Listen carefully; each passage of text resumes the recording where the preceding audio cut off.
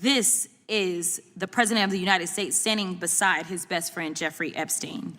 As we all know, Mr. Epstein is one of the most notorious sexual predators in American history. For 8 weeks, the Republicans on this committee have chosen to protect these two men instead of providing justice to Mr. Epstein's victims. Now the administration is panicking. First, they campaigned on releasing the Epstein files. Then AG Bondi and Associates did a photo op with the files, and she said, and I quote, "The Epstein list is on my desk." Then somehow the Epstein list didn't exist.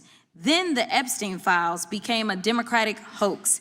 Now the president is supposedly supportive of releasing the files, even though he's currently ignoring a congressional subpoena to do so. Now the president is simply crashing out. And it's because he can't seem to explain his special decades-long relationship with one of the most prominent sexual predators in American history. It's already public that he's in the Epstein files, but his administration is hiding the context of his involvement, if any, with Mr. Epstein's horrific crimes. Now, this is Miss Ghislaine Maxwell.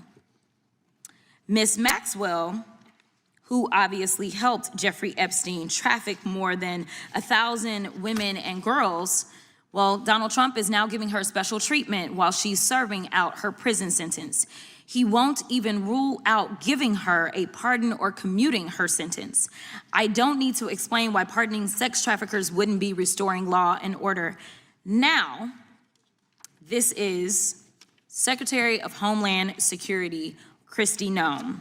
Not only has Secretary Noem been busy filming propaganda ads, she's also been busy cashing in on millions of taxpayer dollars. In fact, Secretary Noem has funneled millions of dollars to a company called the Strategy Group. The Strategy Group helped Secretary Noem win her campaign to become the governor of South Dakota. Corey Lewandowski, her top policy advisor, has worked with the firm. And the company's CEO is married to Secretary Noem's chief spokesperson, Mrs. Tricia McLaughlin. This is what corruption looks like.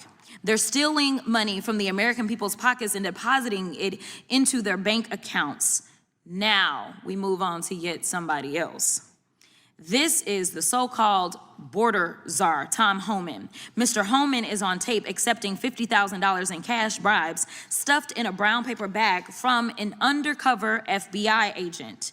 Apparently, Mr. Homan accepted these bribes in exchange for awarding federal contracts to his friends. Trump's Department of Justice killed the investigation into Mr. Homan's crimes, and congressional Republicans didn't say a mumbling word. Lastly, this is insurrectionist and Nazi sympathizer Ed Martin. It appears that Mr. Martin is functioning as the Associate Deputy Attorney General, Pardon Attorney, Director of the Fake Weaponization Working Group, and Special Attorney for Mortgage Fraud. All that means is that Mr. Martin is Trump's lapdog, whom the president sends to initiate lawsuits against the president's perceived political opponents. This is what we call organized crime. They're breaking the law, often by stealing taxpayer dollars, covering up their crimes by ending and obstructing investigations, then prosecuting people who call out their unlawful behavior.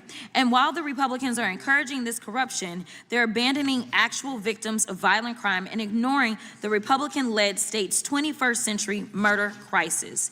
In September's appropriation markup, congressional Republicans proposed reducing the FBI staff by thousands of positions and underfunding the agency by more than $1 billion. They've proposed slashing resources from the ATF. They've proposed cutting grants for juvenile justice programs and hate crimes and eliminating the community violence intervention and prevention grants.